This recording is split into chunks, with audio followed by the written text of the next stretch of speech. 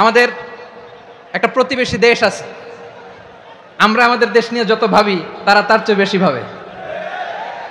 কথা বুঝতেছেন না? আরো ভেঙে বলতে হবে। হ্যাঁ, আমরা আমাদের দেশ নিয়ে যত উদ্বিগ্ন, এদের আরো টেনশন বেশি। বলেন, আমাদের দেশে শান্তি আছে না নাই? আমরা হিন্দু মুসলিমে কখনো দাঙ্গা লাগে? আসতে বলেন, কেন লাগে? ওদের পূজা পার্বণে আমাদের মাদ্রাসার ছেলেরা যে পাহারা দেয়, চিল্লায় বলেন ঠিক কিনা? আমাদের তাফসির মাহফিলের সময় ওরা ডিস্টার্ব করে, ঢোল বাজায় না। ওদের পূজা পার্বণের সময় আমাদের তাফসির মাহফিলের ডেট হলে আমরা চেঞ্জ করে দেই। সুবহানাল্লাহ, কি সাম্প্রদায়িক সম্প্রীতির রোল মডেল।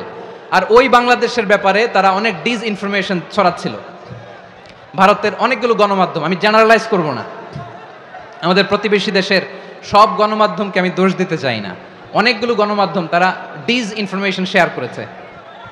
ডিসইনফরমেশন আর মিস ইনফরমেশনের পার্থক্য আছে। মিস ইনফরমেশন না জেনে ভুল বুঝে একটা মিথ্যা বা ভুল তথ্য ছড়িয়ে দেয়া, এটার ক্ষমা আছে, এটার কি আছে?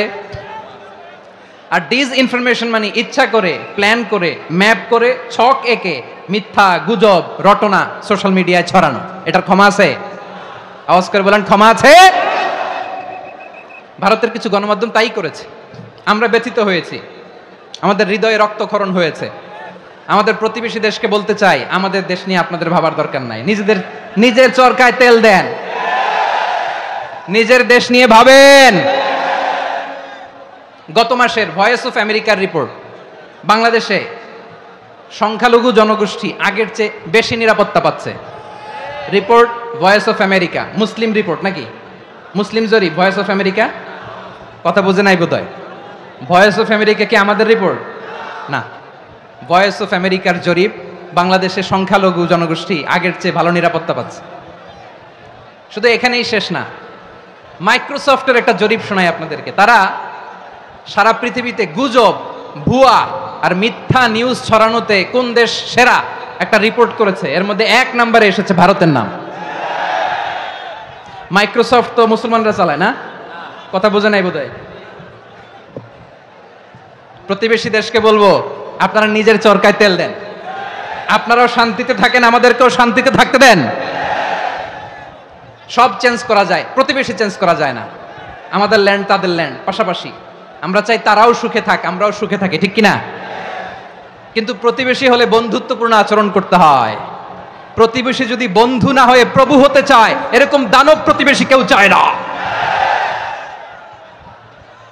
ভারত যদি বন্ধুত্ব উপহার দেয়, আমরাও বন্ধুত্ব দিব, কি বলেন? তারা যদি বন্ধু সুলভ আচরণ করে, আমরাও বন্ধুত্ব উপহার দেব। কারণ আমাদের পররাষ্ট্র নীতি হচ্ছে সবার সাথে বন্ধুত্ব, কারোর সাথে বৈরিতা নয়। আলহামদুলিল্লাহ বলেন, কত চমৎকার পলিসি আমাদের। আমরা নির্বিবাদী, আমরা বাংলাদেশিরা শান্তিকামী, we are proud of that. এজন্য আমরা গর্ববোধ করি। আমাদের পররাষ্ট্র নীতি সবার সাথে বন্ধুত্ব, কারোর সাথে শত্রুতা নয়। তাই প্রতিবেশী দেশকে বলবো, আমার ভাইয়েরা, আপনারাও আমাদের ভাই, বন্ধুত্ব দিলে বন্ধুত্ব পাবেন। বন্ধুত্ব ইজ ওয়েলকাম, দাদাগিরি নয়। বন্ধুত্ব ওয়েলকাম, দাদাগিরি নয়, লাউড এন্ড ক্লিয়ার। ভারত যদি বন্ধুত্ব দেখায়, বন্ধুত্ব পাবে। কিন্তু ভারত যদি বাংলাদেশে আধিপত্যবাদ বিস্তার করতে চায়, বাংলাদেশের 18 কোটি জনগণ সেটা রুখে দেবে। ভারত যদি গৌর গোবিন্দের ভূমিকায় নামতে চায়, দেশের 18 কোটি মুসলমান শাহজালালের ভূমিকায় নামবে।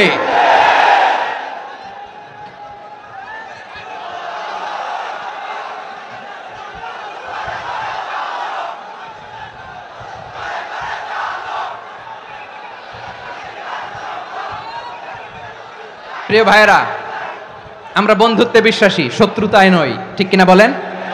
আল্লাহ আমাদেরকে বোঝার তৌফিক দান করুক।